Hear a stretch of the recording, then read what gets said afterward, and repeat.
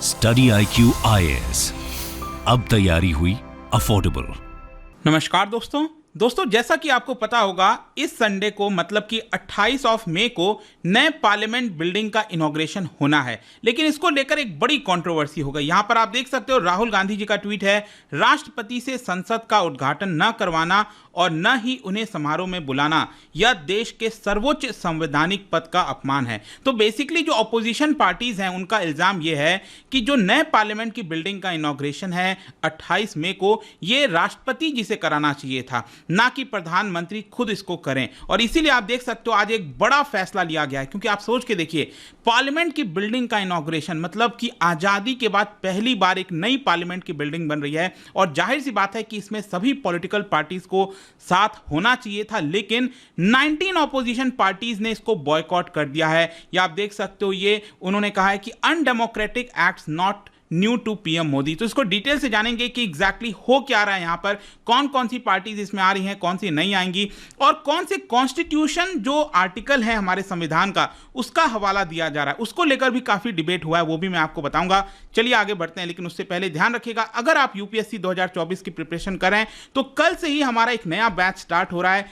हमारे website app पर जाइए या फिर कमेंट सेक्शन में इसका लिंक दिया हुआ है, वहां पर जाकर यूज करिए कोड अंकित लाइव, ताकि आपको मैक्सिमम डिस्काउंट मिले। इसके अंदर आपको जितने भी फीचर्स हैं एंड टू एंड मतलब कि प्रीलिम्स से लेकर इंटरव्यू तक का सब कुछ आपको यहां पर एक सिंगल बैच के अंदर मिलेगा। और इसके अलावा 2025 की तैयारी हो, एनसीईआरटी कोई भी बैच आपको लेना हो, just use this code Ankit live. और इसके अलावा अगर आप एमसीक्यूज अटेम्प्ट करना चाहते हैं तो मेरे इंस्टा पेज पर जा सकते हैं, वहां पर स्टोरीज में जितने भी एमसीक्यूज हैं उसको आप अटेम्प्ट कर पाएंगे। चलिए शुरुआत करते हैं और सबसे पहले देखते हैं एग्जैक्टली हुआ क्या है। देखिए 19 ऑपोजिशन पार्टीज, इन सभी के नाम मैं आपको आगे दिखाऊंगा, उन्होंने बेसिकली ये कहा है कि जो नए पार्लियामेंट बिल्डिंग का इनॉग्रेशन होना है 28 मई को, वो उसको बॉयकॉट करेंगे, मतलब उसको वो अटेंड नहीं करेंगे। उन्होंने बेसिकली क्रिटिसाइज किया है कि हमारे देश में जो अथॉरिटेरियन पीएम है और जो सरकार है उनका एक्ट सही नहीं है। बीजेपी और कांग्रेस ने एक तरह से आप कह सकते हो ये जो इनॉग्रेशन है न्यू पार्लियामेंट बिल्डिंग का,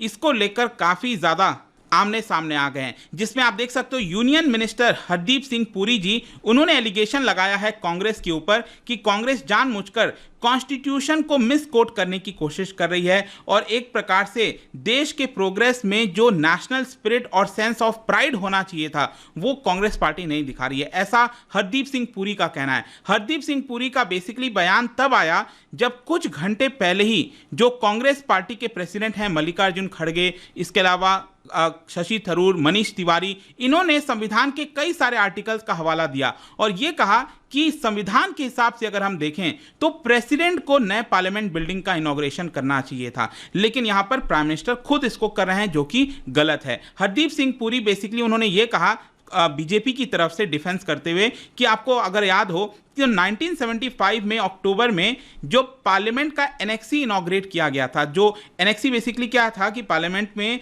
एक अलग से एक और बिल्डिंग बनाई गई ताकि वहां पर जो कॉन्फ्रेंस रूम हो गया और भी कुछ स्पेस चाहिए थे, उसी की वजह से एक नया बिल्डिंग बनाया गया था उसी परिषद में, मतलब कि जो पार्लियामेंट की बिल्डिंग है, जो एरिया है, उसी एरिया में एक अलग से बिल्डिंग बनाया गया था। तो उसका भी इनॉग्रेशन इंदिरा गांधी जी ने किया था। फिर इसके अलावा यहाँ पर जो पार्लियामेंट की लाइब्रेरी का फाउंडेशन स्टोन है वो राजीव गांधी जी ने किया। ये बेसिकली हरदीप सिंह पुरी का कहना था कि जब पहले के प्रधानमंत्रियों ने ऐसा किया था तब यहां पर वो गलत नहीं था, लेकिन जब पीएम मोदी इनॉग्रेट कर रहे हैं पार्लियामेंट की बिल्डिंग तो वो गलत कैसे हो सकता है। यहां पर मैं आपको बता दूं 28 मई को पीएम मोदी इनॉग्रेट करेंगे, जिसका फाउंडेशन स्टोन 2020 में 10 दिसंबर को किया गया था। अगर आपको याद हो प्रॉपर हवन वगैरह हुआ था, वहां पर जो है इस तरह से चीजें की गई थी। और इनफैक्ट मैं आपको बताऊं तो प्राइम मिनिस्टर नरेंद्र मोदी जी ने पार्लियामेंट एनेक्सी का भी जो एक्सटेंशन है, जो एक्सटेंशन बिल्डिंग है, उसका इनॉग्रेशन भी 2017 में पीएम मोदी ने किया था। अब देखो यहां पर क्वेश्चन यह है कि कांग्रेस कौन से आर्टिकल का हवाला दे रही है। देखो कांग्रेस प्रेसिडेंट मल्लिकार्जुन खड़गे ने बेसिकली यही कहा है कि जो गवर्नमेंट है, जो ऑपोजिशन है और जो सिटीजन है, उन सबको रिप्रेजेंट करते हैं प्रेसिडेंट, उनके लिए सभी लोग इक्वल हैं। तो इसी की वजह से पार्लियामेंट बिल्डिंग का इनॉग्रेशन राष्ट्रपति इस समय हमारी जो मुर्मू जी हैं उनके द्वारा करना चाहिए था। और इसी को आगे बढ़ाते हुए शशि थरूर ने भी ट्वीट किया, आप देख सकते हो शशि थरूर का ट्वीट आया है और उन्होंने हवाला दिया है आर्टिकल 60 और आर्टिकल 111 का, और कहा है कि इस आर्टिकल के हिसाब से यहाँ पर प्रेसिडेंट को ही ये बिल्डिंग का इनॉग्रेशन करना चाहिए था। और ये आप अगेन देख पाओगे, उन्होंने कहा है कि इट वाज वेरी बिजार कि पीएम पहले तो खुद ही यहाँ पर जो ग्राउंड ब्रेकिंग सेरेमनी है, जो पूजा है, वो कंस्ट्रक्शन स्टार्ट करने के पहले उन्होंने खुद किया और अब खुद से ही पार्लियामेंट बिल्डिंग का इनॉग्रेशन कर रहे हैं। वैसे मैं आपको बता दूं आर्टिकल 60 क्या है। Article 60 basically it relates to oath और अफर्मेशन बाय द प्रेसिडेंट। जो प्रेसिडेंट ओथ लेते हैं ना, वो उससे रिलेटेड है। और जो आर्टिकल 111 है, ये बेसिकली रिलेटेड है जब आपको पता होगा कि लोकसभा और राज्यसभा जब दोनों जगह से बिल पास हो जाता है, क्योंकि पार्लियामेंट का मेन काम क्या है, बिल पास करना, लॉ बनाना, कानून बनाना। तो राज्यसभा और लोकसभा से जब बिल पास होता है तो फाइनली वो लॉ तभी बनता है जब प्रेसिडेंट अपना हस्ताक्षर करते हैं, प्रेसिडेंट उसका एसेंट देते हैं। तो इसी की वजह से ये दोनों आर्टिकल को कोट किया गया शशि थरूर जी के द्वारा और उन्होंने कहा कि इसके हिसाब से प्रेसिडेंट सबसे उच्च स्तर पर हैं, उच्च पद पर हैं, इसलिए पार्लियामेंट की नई बिल्डिंग का इनॉग्रेशन उन्हीं को करना चाहिए था। लेकिन दूसरी तरफ बीजेपी की तरफ से जो हरदीप सिंह पुरी जी हैं, यूनियन मिनिस्टर, उन्होंने रेस्पॉन्ड किया और कहा कि आर्टिकल 60 और आर्टिकल 111 इसका कोई रिलेशन नहीं है पार्लियामेंट के बिल्डिंग के इनॉग्रेशन से। लेकिन यहां पर हरदीप सिंह पुरी ने एक और बात कह दी। उन्होंने कहा कि president is not a member of either house whereas PM is. देखो, ये जो स्टेटमेंट था वो मुझे भी कहीं ना कहीं गलत लगा, क्योंकि आप समझिए, आप अगर आपने पॉलिटी पढ़ा हो और आपको पता हो आर्टिकल 79 ये कहता है कि there shall be a parliament for the union which shall consist of the president and 2 houses। मतलब कि हमारे संविधान के हिसाब से जो पार्लियामेंट है, पार्लियामेंट फॉर यूनियन, उसके अंदर प्रेसिडेंट होंगे और दोनों हाउसेज होंगे। तो प्रेसिडेंट भी होते हैं और दोनों राज्यसभा और लोकसभा, मतलब ये तीनों होते हैं।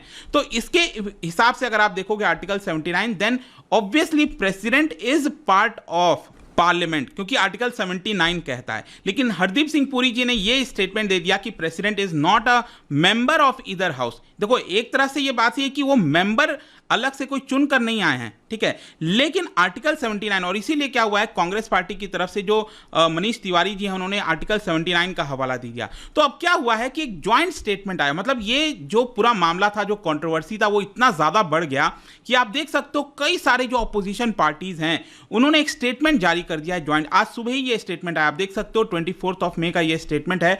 और इस पूरे स्टेटमेंट के अंदर उन्होंने यही कहा है कि जिस तरीके से काम चल रहा है देश के अंदर, जिस तरह से डेमोक्रेसी को खतरा है और जिस तरह से प्राइम मिनिस्टर खुद इस पार्लियामेंट के बिल्डिंग को इनॉग्रेट कर रहे हैं, ऐसा नहीं होना चाहिए। और उन्होंने खुद यहां पर आर्टिकल 79 का हवाला दिया ज्वाइंट स्टेटमेंट में और कहा कि इसके हिसाब से प्रेसिडेंट सबसे उच्च स्तर पर है और उनको पार्लियामेंट के बिल्डिंग का इनॉग्रेशन करने देना चाहिए था। अब इसमें कौन कौन सी पार्टीज हैं ये आप देख सकते हो। ऑब्वियस सी बात है, कांग्रेस पार्टी है, आम आदमी पार्टी है, और इसके अलावा शिवसेना और बाकी के भी पार्टीज आपको सभी देखने को मिलेंगे। ये टोटल 19 पार्टीज हैं, 19, जिन्होंने कहा है कि वो पार्लियामेंट के इनॉग्रेशन के दौरान वो उसको अटेंड नहीं करेंगे। और ज्वाइंट स्टेटमेंट जारी करने के बाद कांग्रेस पार्टी की तरफ से जो केसी वेणुगोपाल जी हैं, उन्होंने कहा कि he is very happy at the unity on shown by the opposition. मतलब जिस तरह से ऑपोजिशन ने एक यूनिटी दिखाई है कि वो अटेंड नहीं करेंगे, तो उसकी वजह से वो काफी खुश हैं। लेकिन क्वेश्चन ये है कि क्या जो इनॉग्रेशन होगा, क्या उसमें सिर्फ बीजेपी ही होगी,